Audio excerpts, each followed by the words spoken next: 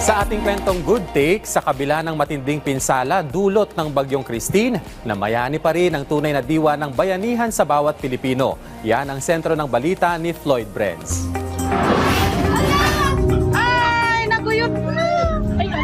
Ganyan kabagsik ang Bagyong Christine na humagupit sa bansa. Nag-iwan ito ng matinding pinsala kung saan marami sa ating kababayan ang naapektuhan at ang ilan nga ay nawalan pa ng tirahan. Pero pagdating sa bayanihan, hindi nagpapahuli ang mga kapwa Pinoy natin.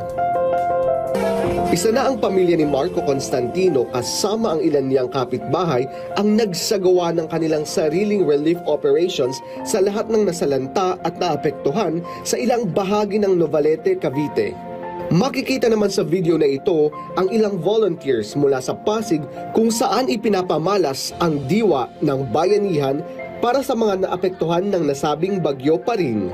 Patuloy naman na umaarangkada ang community pantry na ito sa ilang bahagi ng Albay, Sorsogon, Camarines Norte at Camarines Sur. Sa kanilang post, kahit unpassable na ang ilang bahagi ng kalsada, tuloy-tuloy pa rin sila sa pag-aabot ng tulong. Ipinamalas din ng mga kabataang ito ang tunay na diwa ng bayanihan. Makikita sa mga litrawang ito na sila mismo ang dumadalaw sa ilang bahagi ng Kalatagan, Batangas para magpaabot ng tulong sa mga apektado ng Bagyong Christine.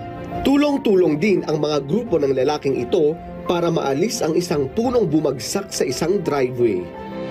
Dumaan man ang Bagyong Christine at nag-iwan ng matinding pinsala, mananaig pa rin ang totoong diwan ng bayanihan.